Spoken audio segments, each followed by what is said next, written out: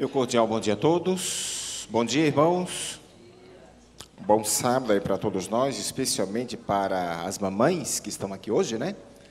Hoje realmente é Dia das Mães. Segundo domingo do mês de maio, no Brasil, não se pensa em outro personagem a não ser a mãe, né? Eu me lembro, queridos, quando eu estava no seminário, na Faculdade de Teologia, eu tive como professor o pastor José Mascarenhas Viana.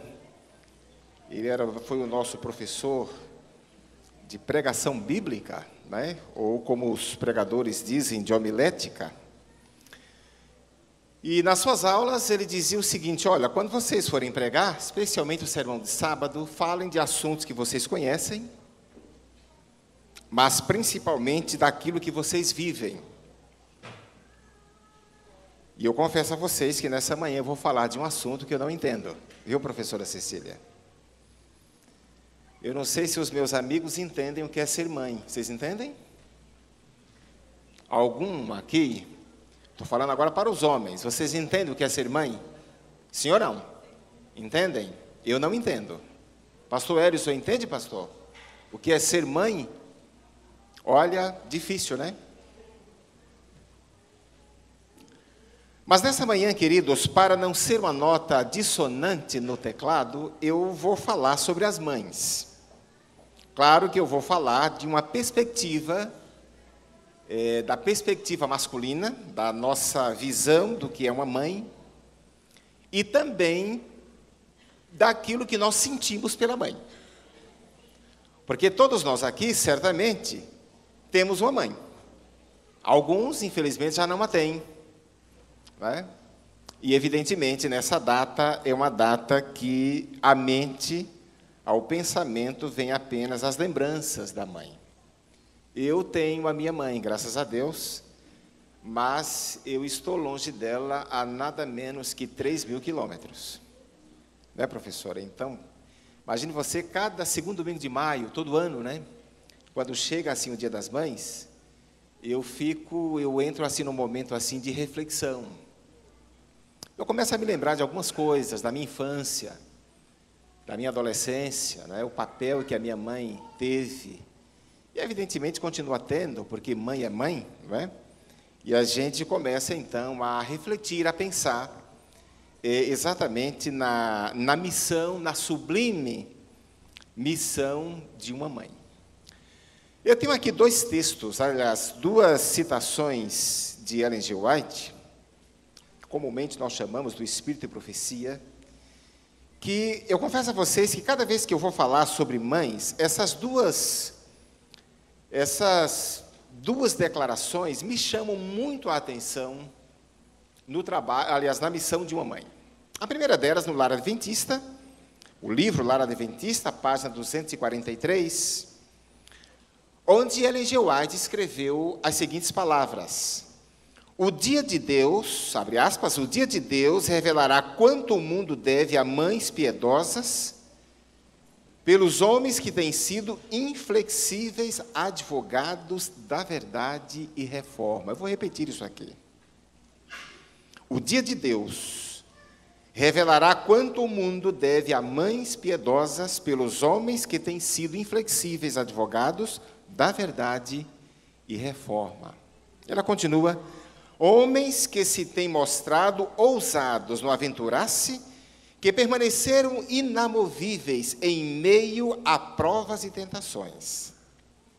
Homens que preferiram os altos e santos interesses da verdade e a glória de Deus a honras mundanas ou a própria vida.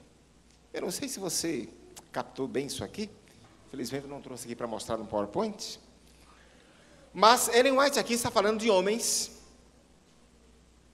inamovíveis em meio a provas e tentações, homens que preferiram os altos e santos interesses da verdade e a glória de Deus a honras mundanas ou a própria vida. E homens, e aqui me permito usar uma palavra, com esse perfil, segundo essa declaração de Ellen G. White, deve-se a mães piedosas que os educaram, que os formaram para a vida. Uma outra, como eu disse, são duas declarações. A segunda, ainda também no livro Lar Adventista, página 229, diz assim: o rei em seu trono. Vejam bem, mães, queridas mães, ouçam isso aqui. O rei em seu trono não tem função mais elevada que a mãe. A mãe é a rainha do lar. Ela tem em seu poder o modelar o caráter dos filhos, para que estejam capacitados para a vida mais alta, para a vida imortal. Um anjo, diz Ellen G. White, não desejaria missão mais elevada, pois em fazendo a sua obra, a mãe está realizando o serviço para Deus. Compreenda ela, a mãe, tão somente o elevado caráter de sua tarefa, e isto lhe inspirará coragem. Compreenda ela a dignidade de sua obra e tome toda a armadura de Deus, para que possa resistir à tentação de conformar-se aos padrões do mundo. Sua obra é para o tempo e a eternidade. Para mim, eu já li muito sobre mães, inclusive no livro Lar Adventista e outras fontes também do Espírito de Profecia. Mas para mim, queridos, essas duas declarações, elas têm um impacto assim, muito forte, muito grande, muito significativo. Na primeira, quando ela fala de homens inflexíveis, são advogados inflexíveis da verdade, de reforma, homens que buscam os altos e santos interesses, ao invés de buscar honras do mundo e também amor da própria vida, tais homens se devem exatamente a piedosas mães, não é? Que os educaram, que os formaram, que os prepararam para a vida. A segunda declaração, ela inicia dizendo que o rei em seu trono não tem função mais elevada do que a função de uma mãe. E ela termina dizendo que a obra da mãe é para o tempo e é para a eternidade. E ela diz também, a segunda declaração, que a mãe deve buscar ou tomar toda a armadura de Deus para resistir à tentação de não se conformar-se aos padrões do mundo. Abra sua Bíblia no Antigo Testamento, primeiro livro dos Reis, capítulo 3. A partir do verso 16, você conhece muito bem aqui essa história. Mas, na verdade, eu vou ler a partir do verso 23. Primeiro livro de Reis, terceiro capítulo, verso 23 em diante. Bom, a história aqui, como eu disse, você conhece. O verso 23 diz assim: então disse o rei, esta diz, este que vive é meu filho, e teu filho é o morto. E esta outra diz, não, o morto é teu filho, e o meu filho é o vivo. Disse mais o rei, trazei-me uma espada. Trouxeram uma espada diante do rei. Disse o rei, dividi em duas partes o menino vivo e dai metade a uma e metade a outra. Então, a mulher cujo filho era o vivo falou ao rei. E aqui abre parênteses na minha tradução, porque o amor materno se aguçou por seu filho, aqui fecha parênteses, e disse, Senhor meu, dai-lhe o menino vivo e por modo nenhum o mateis. Porém a outra dizia, nem meu, nem teu. Seja o quê? Dividido. Deixa eu fazer aqui uma pergunta inicial aqui para você. Se você tivesse em mãos esse caso para resolver, qual seria a solução que você daria para esse caso?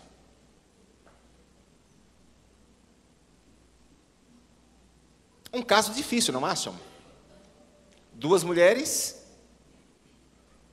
uma criança, e agora a vindicação das 2. Olha, essa criança, ou esse menino é meu filho. O morto é que é o dela. E a outra disse, não, o morto é seu, e este que está vivo é o meu filho. E você agora é o juiz. Você agora tem que dar um veredito. Você tem que decidir a questão. A pergunta é, que solução você daria para esse caso?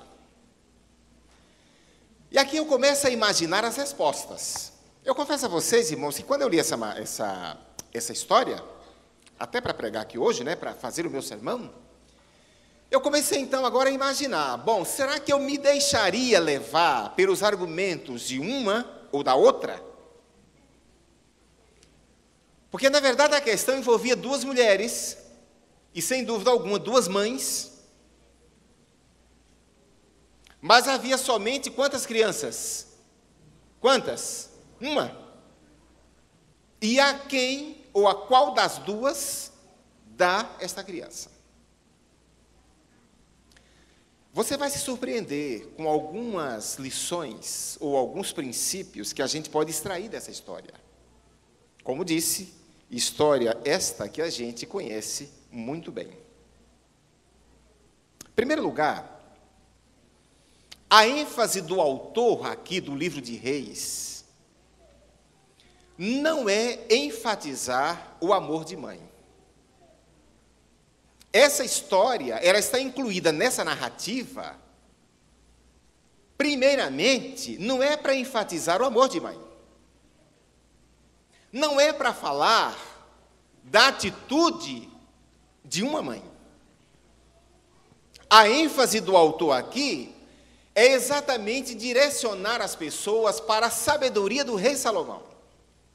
Você lembra, está aqui no verso 9, que o pedido que Salomão fez a Deus, quando Deus lhe fez a proposta para que ele pedisse qualquer coisa, a gente vai perceber que no verso 9, vejam aqui, vamos voltar aqui ao verso 9, Salomão fez o seguinte, ele disse assim, dá, pois, ao teu servo coração compreensivo para julgar a teu povo, para que prudentemente discirna entre o bem e o mal, pois quem poderia julgar a este grande povo? Com essa história, o autor desse livro, ele quer exatamente enfatizar a sabedoria do rei Salomão. Como o rei era sábio, como ele era capaz de dar alguns vereditos que muitas vezes até contrariavam a perspectiva humana, mas para enfatizar que a sabedoria de Deus estava sobre ele. Esse é o objetivo aqui. Portanto, eu repito, no contexto literário aqui dessa narrativa, o autor do livro não tem em vista o amor de mãe. Talvez aqui seja um ponto triste, e essa palavra triste eu coloco aqui entre aspas, dessa narrativa. Mas por outro lado, irmãos, o autor do livro, se não colocou aqui o primeiro caso, mas pelo menos um dos primeiros casos que Salomão teve que resolver, ele colocou essa história. Vejam que no verso 9, a súplica de Salomão, ou o pedido, a oração do rei Salomão a Deus, para que Deus lhe desse sabedoria, lhe desse coração compreensivo, para que ele de maneira prudente pudesse discernir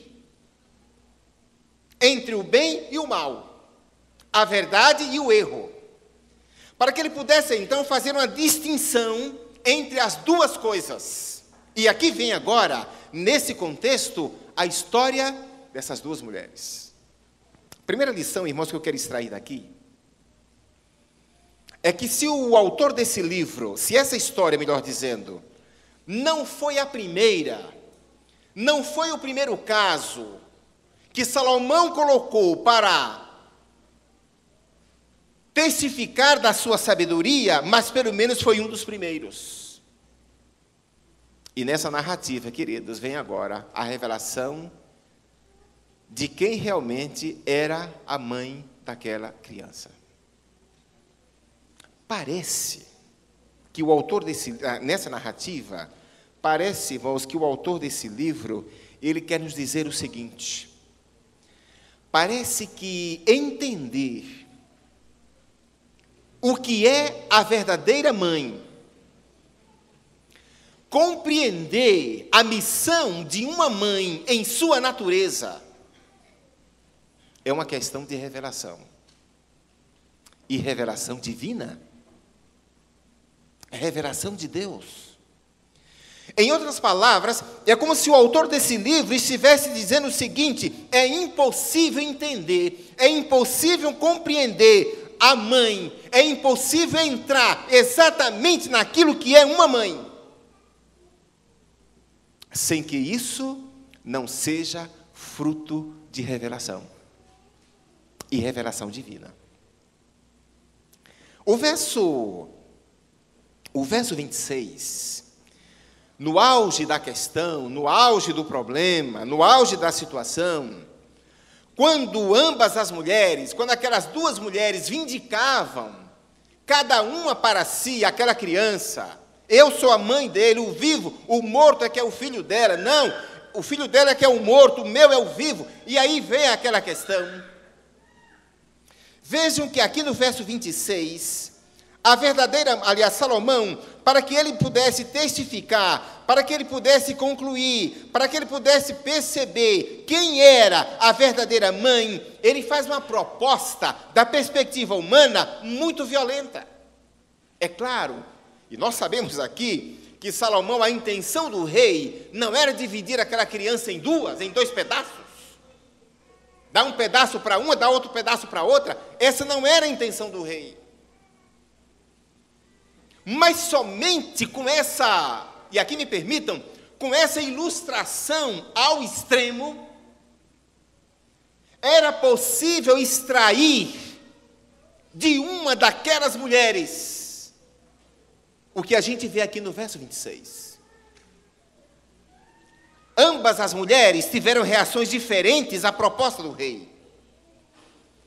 Uma delas disse, nem meu, nem teu. Então que divida mesmo. Vamos lá, pode partir a criança. Parte aí em dois. Dá um pedaço para ela, nem meu, nem teu. Mas a outra disse assim: majestade, dê a ela a criança viva. E aí Salomão, opa, essa é a mãe. Eu não tenho mais dúvidas. Essa é a mãe. Sabe, queridos e prezadas mães, sabe qual é a lição que a gente pode extrair aqui do verso 26, aqui nessa história? É que mãe é aquela que dá vida. Eu não estou dizendo que mãe é aquela que dá a vida, porque Deus é a origem, Deus é a fonte da vida. O que eu estou dizendo é que mãe é aquela que dá vida. Em que sentido a mãe dá vida? É que aquela mulher, face à proposta do rei, aquela mulher, ela preferiu ficar sem o seu filho. Ela não tinha nenhuma garantia de quando ela voltaria a ver o seu filho. Ela não tinha ideia do futuro que estava reservado àquela criança, o seu filho, mas contanto que ele vivesse. Contanto que ele estivesse vivo em algum lugar, em alguma circunstância, em alguma casa, com alguma família, mas que ele estivesse vivo. Mãe é aquela que dá vida. Mãe é aquela que rompe a distância, que rompe o tempo, que rompe a saudade, que rompe a dor, contanto que o seu filho esteja vivo. Mãe é aquela que dá vida. Entende? Irmãos, para mim, e aqui falando para as mães, para mim, aqui está. Eu falei para vocês na minha introdução que eu não entendo nada de mãe. Estou falando aqui de um assunto que eu não tenho experiência. Nós não entendemos o que é mãe, a não ser a própria mãe. Mas essa história, principalmente aqui, irmãos, no verso 26, deixa claro para a minha compreensão qual é a natureza, aliás, qual é o sentido da verdadeira mãe. Repito, mãe é aquela que dá vida. Ela rompe com o tempo, ela rompe com a dor, ela supera a saudade, ela supera a distância, contanto que o seu filho, a sua filha, o seu filho, esteja vivo. Foi a postura dessa mulher. Quando o rei disse, parte, divide essa criança em dois pedaços, dá um pedaço para um, o outro para outra, a verdadeira mãe disse assim, não, dê a criança como ela é, para essa, entregue a ela. Eu não sei como ela vai educar essa criança, eu não sei para onde ela vai levar essa criança, eu não sei qual é o futuro dessa criança, eu não sei nada do que vai ser dessa criança, mas me consola o fato de saber que ela vai estar viva. Mãe é aquela que dá vida, ainda que na distância, aliás, apesar da distância, mas ela dá vida. É muito comum, queridos, é muito comum, irmãos, a gente ouvir muito aquela frase que o único amor na terra, comparado ao amor de Deus, é o amor de quem? De quem? De mãe. Vocês concordam com isso, sim ou não? Deixa eu fazer aqui uma enquete. E aí o vencedor depois vai levar aí, vai almoçar na casa de alguém que vai convidar. Tá bom? Quantos acham que, de fato, na terra, o único amor que pode ser comparado com o amor de Deus é o amor de mãe? Quantos acham? Tá. E quantos discordam dessa afirmação? E quantos também não sabem de nada? Nenhuma, nem coisa, nem outra. Geralmente a gente, quando faz uma enquete assim, não é? Uns fazem a opção, optam por isso, por aquilo, mas outros ficam lá, mas outros nem na neutralidade também se manifestam, né? Então fica ali, mas tudo bem. Mas eu concordo, irmãos. Mas a pergunta é, se nós sabemos, ou se nós comparamos o amor de mãe na terra com o amor divino, ou seja, o único amor sobre a terra comparado ao amor de Deus é o amor de mãe, por que será então isto? Eu confesso a vocês que eu fiz uma pesquisa sobre isso. Eu li o Espírito de Profecia, algumas declarações muito semelhantes, muito parecidas. Eu li também alguns autores. Mas eu fiquei pensando, e eu confesso a vocês que a conclusão a que eu cheguei, com relação a essa afirmação, é que quando nós pegamos o amor de mãe e comparamos com o amor de Deus, o amor humano de mãe com o amor divino de Deus, eu confesso a vocês que eu fui assim motivado, eu fui motivado, eu tive a motivação de estudar, de ler um pouco sobre o plano da redenção. Quando a gente estuda, aliás, quando a gente lê, quando a gente procura entender, quando eu falo entender, me explico, na nossa compreensão, porque se há um plano que jamais entenderemos, mesmo na eternidade, é o plano da redenção, que é o amor de Deus. Mas quando a gente pega os elementos presentes no plano da redenção, no sacrifício que Deus fez pelo ser humano, nós iremos perceber que o amor de mãe, que esses elementos, da perspectiva humana, eles estão também presentes no amor de mãe. Você quer ver? Vamos começar aqui com o amor. Amor. Deus ama o ser humano, aliás, o amor no plano redentor de Deus, em favor do ser humano, ele entra num caráter, em natureza incondicional. Deus sempre vai amar o ser humano. Aliás, o que motivou o plano da redenção, o plano redentor de Deus em favor do ser humano, foi exatamente o amor. Aliás, por falar em amor, amor de Deus, você já observou que a série O Grande Conflito, Ellen G. White, quando escreveu esta série, ela abre o livro Patriarcas e Profetas com a afirmação de que Deus é amor. E ela fecha o livro Grande Conflito, lá na última página, lá embaixo, também fazendo a afirmação de que Deus é amor. Ela chegou a escrever, ela chegou a afirmar que jamais, mesmo na eternidade, nós haveremos de entender plenamente, completamente, o amor de Deus. Deus, ao amar o ser humano, Ele esteve disposto a se entregar pelo ser humano. A mãe faz a mesma coisa. Eu estou falando da verdadeira mãe. Se em algum momento houver a opção do filho ter vida e a mãe não, você conhece a opção. Quantas histórias a gente conhece de mães que se dispuseram a morrer, se fosse necessário, para que o filho vivesse. Eu fui capelão hospitalar por 2 anos. Aliás, eu acho que aí está escrito por aí, né? Na história aí.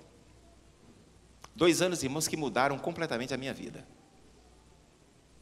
Não é que antes eu não pensava. Não é que antes eu não raciocinava. Não é isso.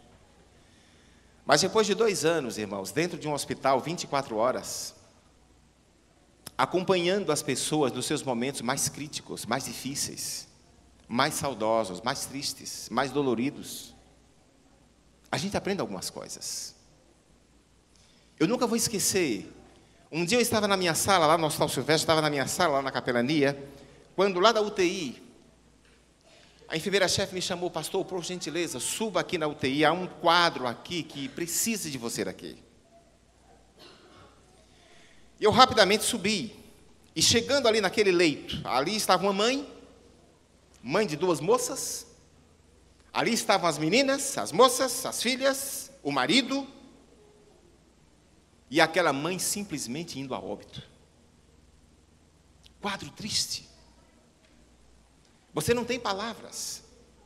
E eu ficava pensando, o que dizer para esse homem, para esse marido agora? A mulher dele está indo a óbito. O que dizer para essas meninas? E a máquina cada vez mais dando sinal de que aquela mulher de fato estava morrendo. E as filhas olhavam para mim como diziam: pastor, você não pode orar. Pastor, será que a sua oração não traz a mamãe de volta? E o marido olhava para mim e dizia: pastor, capelão, será que a sua prece, será que a sua oração não é capaz de trazer de volta a minha esposa? Difícil. Mães que se sacrificam, dispostas pelo seu amor a sacrificar-se pelo filho, para que ele tenha vida. Nunca vou esquecer de uma paciente do quarto 215. Aliás, 315. No 3º andar. E ela dizia assim: pastor, ao conversar com aquela senhora, ela disse: pastor, eu tenho 3 filhos. Aliás, 2 filhos e uma filha, pastor. Pastor, durante toda a minha vida, durante toda a minha história, eu sempre quis o melhor para os meus filhos. Eu não sei se eu vou voltar para casa. Eu não sei se eu vou conseguir, pastor, romper com a minha enfermidade. Não sei se eu vou voltar para casa. Mas uma coisa me consola, pastor. Eu só queria uma coisa: que Deus me desse assim a certeza, que Deus me desse uma segurança de que, se porventura eu não voltar mais para casa, os meus filhos, pastor, continuassem bem. Como eu gostaria que eles se lembrassem sempre do que eu ensinei para eles quando eles eram crianças. Como eu gostaria, pastor, que eles se colocassem a vida nas mãos de Deus, da maneira como eu ensinei para eles na sua infância. A mãe é aquela que dá vida. mesmo que ela tenha que morrer, mesmo que ela tenha que ficar distante do filho, é sempre aquela que dá vida. Mas, lamentavelmente, queridos, lamentavelmente, irmãos, parece que essa compreensão, parece que esse entendimento, parece que ainda não chegou no coração e no pensamento de alguns filhos. Na história aqui, no momento aqui infantil, foram mencionados nomes de algumas mães. Joquebede foi uma delas, foi um desses nomes. Você conhece a história de Joquebede?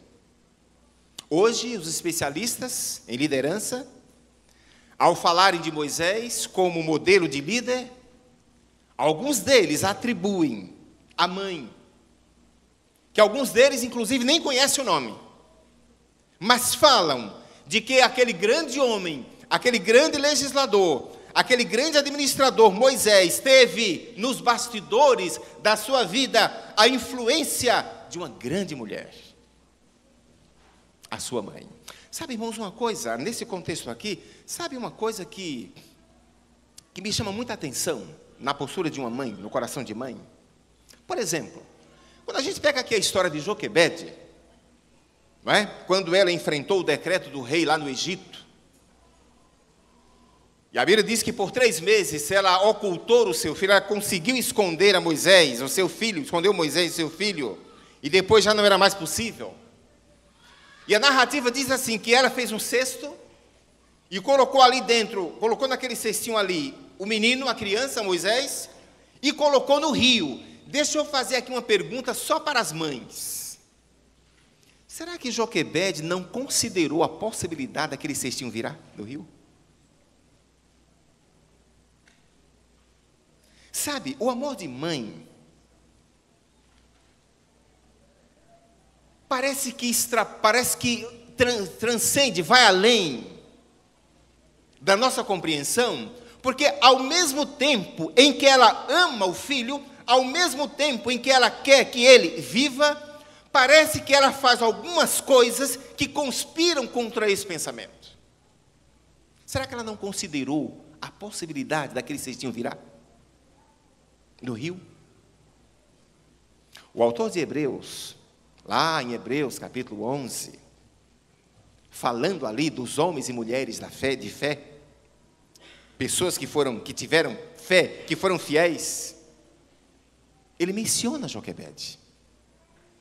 Ele diz que era pela fé, ela fez isso. Mãe, ao dar vida, ao querer dar vida aos filhos, elas também o fazem pela fé.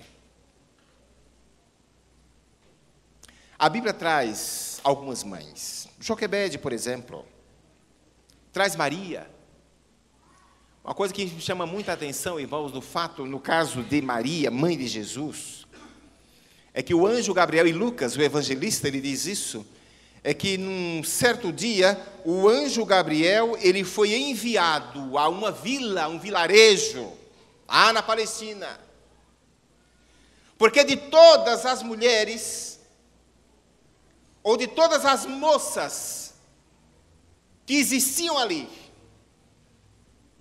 Maria, ela foi a eleita, ela foi a escolhida por Deus para ser a mãe terrena do Messias. Às vezes eu gosto de fazer, às vezes, irmãos, quando eu leio essa narrativa, esse texto, essa história, eu gosto de pensar o seguinte: se o Messias tivesse que nascer hoje, qual seria a moça da igreja do Inocope, ou a mulher da igreja do Inocope, que seria escolhida para ser a mãe do Messias? Uma pergunta, não acho? Só para a gente refletir, viu, gente? Só para a gente pensar. Mas se o Messias tivesse que nascer hoje, pleno século 21, em cumprimento das profecias messiânicas, que moça da igreja, que mulher da igreja seria escolhida para ser a sua mãe? Ou também, que homem da igreja, qual seria o rapaz da igreja que seria escolhido para ser o pai terreno do Messias? No caso de Jesus, ele aprendeu a sua teologia, embora ele fosse Deus em forma humana, mas ele aprendeu a sua teologia aos pés da sua mãe. Quando, você lembra da história, quando ele ficou 3 dias em Jerusalém, lá na sala com os doutores da lei, surpreendendo-os, espantando aqueles mestres da lei, com a sua sabedoria, a ponto deles, aqueles doutores, perguntaram o seguinte: escuta, mas você é um menino, como é que você sabe de tudo isto? Aquela teologia, irmãos, aqueles ensinamentos, ou aquela doutrina, havia sido ministrada pela sua mãe. Aqui, queridas mães, vem aqui um conselho e uma orientação da Bíblia e também dos escritos inspirados do Espírito de profecia. A mãe como orientadora, como educadora, como professora, como instrutora dos seus filhos. Você, mamãe, às vezes, e aqui eu volto para vocês, você, mamãe, às vezes, você não tem ideia da influência que você tem ao contar uma historinha ali para o seu filho, ao dar para eles uma ilustração. Mas, acima de tudo, vivenciar isso diante do seu filho, aquilo segue a sua criança, o seu filho, o seu rapaz, a sua moça, para o resto da vida. Aliás, se eu perguntasse aqui, se eu dissesse aqui, se eu propusesse aqui o seguinte: feche os seus olhos, lembre-se do passado, lembre-se da sua mãe, que lições ou que lição que ela passou para você, que ainda hoje, até hoje, você conserva no seu coração? Certamente muitas. Ou pelo menos aquela que foi especial para você. Mães orientadoras, mães instrutoras, mães professoras, mães educadoras, a obra que a mãe desenvolve, ou, aliás, a obra que a mãe cumpre no seu lar, na sua família, é uma obra, irmãos, e aqui eu falo de maneira geral, como disse Ellen G. White, para o tempo e para a eternidade. Às vezes, irmãos, a sociedade moderna, e nós como igreja estamos inseridos nessa sociedade moderna, quando fala-se do papel da mulher na sociedade, quando fala-se, por exemplo, do desenvolvimento da mulher, da figura da mulher, quantas vezes parece que a figura de mãe tem sido cada vez mais obliterada, aliás, apagada. Parece que a mulher que se sobressai na sociedade é a mulher executiva. Não estou aqui sendo contra, aliás, não estou aqui me postando contrário à mulher executiva, mas parece que a mulher que se sobressai na sociedade é a mulher executiva, é aquela mulher que tem uma função social, que se destaca. Para Deus, irmãos, e aqui, queridas irmãs e prezadas mães, a obra que você faz nos bastidores tem um valor para Deus inestimável. E esse valor é para o tempo e é para a eternidade. Um dia, me permitam voltar aqui ao exemplo de Joquebede. Um dia Deus vai abrir as cortinas do templo e vai mostrar a Joquebede o tipo de homem que ela formou, o tipo de líder, o tipo de pastor que ela formou. E eu digo isso, irmãos, porque quando a gente vai para a história, a gente sabe que depois que Joquebede educou Moisés, talvez ali há 10, 12 anos, talvez, a gente sabe muito bem que o futuro de Moisés agora foi no palácio. Ora, se a vida de Moisés é dividida em 3 períodos de 40 anos cada um deles, e os primeiros 40 anos ele viveu no Egito, e a maior parte desses 40 anos, dessas 4 décadas, ele viveu no palácio. Os resultados da educação, da instrução, os resultados da convivência dele com a sua mãe, a gente só vai entender, a gente só vai compreender, lá em Hebreus capítulo 11, quando diz assim, que ele recusou ser chamado filho da filha de Faraó. E ele preferiu sofrer no deserto com o povo de Deus. Se boa parte, ou se a maior parte desses primeiros 40 anos da vida de Moisés, ele viveu no palácio. O palácio, irmãos, com todo o seu brilhantismo. O palácio com todas as suas tentações. O palácio com todas as suas vantagens. O palácio com tudo aquilo que era bom para a época. Não foi suficiente para levar a Moisés a se desviar do caminho no qual a sua mãe Joquebede havia lhe instruído, havia lhe educado, havia lhe orientado. Não foi suficiente. A influência, como dizem alguns especialistas de liderança, a influência de uma grande mulher, a mãe, na vida de um homem, formando para a vida. Queridas mamães presentes aqui, nos momentos mais difíceis que vocês tiverem, e certamente vocês os têm, nas fases críticas, e certamente vocês as têm, que nesses momentos críticos, que nesses momentos difíceis, lembre-se sempre de que a obra que você fez, a missão que você cumpriu, o trabalho que você realizou, é para o tempo e é para a eternidade. Do mesmo jeito que um dia Deus vai abrir as cortinas do tempo e mostrar a Joquebede o tipo de homem, de líder, de pastor que ela formou, Deus também o fará para mostrar a você os resultados dos filhos que você teve e o que eles alcançaram na vida como resultado do seu trabalho nos bastidores, como resultado do seu trabalho nas quatro paredes da sua casa, as quatro paredes do seu apartamento ou apertamento, como você queira chamar, mas o trabalho que você fez. Um dia seu filho, a sua filha, um dia os seus filhos sairão de casa. Não sei se eu já mencionei isso aqui, mas nossos filhos, irmãos, um dia eles saem de casa. E pelo menos eles sairão por 3 motivos. Ou eles sairão por trabalho, ou eles sairão por estudo, ou eles vão sair pelo casamento. Um deles vão casar, um deles se vão. Interessante, né? Nossos pais também, acontece com a gente também. Vocês são pais? São, né? Você não, você é, não é? Interessante, irmãos, a gente que é pai, que é mãe também, obviamente, parece que a gente sabe que os filhos crescem, a gente sabe que eles se vão, a gente sabe que eles vão, né, tomar a vida, vão tomar conta da vida deles, a gente sabe de tudo isso, mas parece que dentro da gente, na nossa natureza paterna, materna, parece que a gente não gostaria que eles não saíssem nunca. Não é assim ou não? Não é assim? Quantos aqui os filhos já saíram de casa? Quero ver aqui. Ok, alguns aqui. Mas você não sentiu o desejo de que seu filho ficasse com você? Sim ou não? A sua filha ficasse com você? Sim ou não? Sim. Mas eles se vão. Mais cedo ou mais tarde, eles se vão. E sabe, queridos, quando Moisés foi levado para o palácio, quando ele saiu da choupana, onde ele havia sido criado no Egito, e levado para o palácio, para ser criado e para ser preparado, para substituir a Faraó no seu trono, Moisés levou com ele, queridos, as lições e os princípios que ele aprendeu, aos pés daquela pobre mulher chamada Joquebede.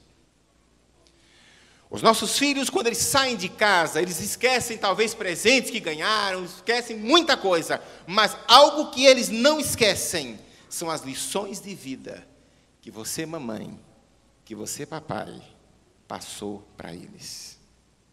Eles não esquecem, eles levam isso com eles. Quando eu estudei na Universidade Federal de Minas Gerais, eu tive uma professora na área de educação, uma professora que não era adventista, não tinha, pelo menos não tinha assim, nenhuma ligação, vínculo, né? Nenhuma religião. Mas eu nunca vou esquecer do seu conceito de educação. E nas aulas dela, ela dizia o seguinte: vocês nunca esqueçam, educação não é um diploma, educação não é um mero curso, educação não é isso. E ela conclui dizendo o seguinte: a educação é para a vida. Quando vocês estiverem em sala de aula, vocês nunca esqueçam que vocês estão modelando uma vida, vocês estão preparando um ser humano para a vida, vocês estão preparando uma pessoa para a vida. E ela dizia: vocês estão preparando um ser para ser gente. Preparando um ser para ser gente. Parece até contraditório. Um ser para ser gente. Na verdade, o que ela dizia, o que ela queria dizer em outras palavras: vocês estão modelando um ser para a vida. O que este ser será na vida, o que ele fará na vida, depende do que vocês, educadores, estão passando para este ser. Eu concluo, queridos, a mensagem dessa manhã com aquele texto que Paulo escreveu a Timóteo, que a gente sempre usa para a fé, a gente sempre usa para outros propósitos, mas me permitam nessa manhã, queridos, 2 Timóteo 4, verso 7 e também o verso 8, quando Paulo disse assim: acabei a carreira, aliás, combati o bom combate, acabei a carreira e guardei a fé. E desde agora, a coroa da justiça me está reservada ou me está guardada, a qual o Senhor, reto juiz, me dará quando? Naquele dia, e não somente a mim, mas a todos quantos amam a sua vinda. Mãe, guarda esse texto com você. Saiba que no seu momento final, neste mundo, tenha esta consciência que Paulo teve ao perceber que a sua vida estava chegando ao final. Que você, mãe, ao chegar este momento, que você possa dizer também, como disse o apóstolo Paulo: eu combati o bom combate, eu cumpri a minha missão, eu criei os meus filhos, eu eduquei os meus filhos, eu orientei os meus filhos, e a coroa da justiça agora, desde agora, ela me está reservada, ela está guardada, e não somente para mim, ou a mim, mas a todas aquelas mães que amam a vinda do Senhor, que cumpriram a sua missão, que realizaram a sua obra, mesmo que a sociedade não percebesse, mesmo que a própria igreja não percebesse, mas cumpriu a sua missão, preparando seus filhos, não só para este mundo, mas para a eternidade. Que nessa manhã, queridas mamães, Deus abençoe a cada uma de vocês, que Deus renove as suas forças, que Deus lhes dê sabedoria, que Deus lhes motive cada vez mais, que Deus renove em vocês a esperança e a fé no cumprimento dessa missão tão nobre e que nos traz, diga-se de passagem, tanta saudade, porque quando a gente viaja, quando a gente pensa, quando a gente faz uma retrospectiva, quantas coisas a gente lembra da mãe, dos seus ensinamentos, das suas orações, dos princípios que ela nos ensinou. Que Deus nos abençoe nessa manhã, é a minha oração.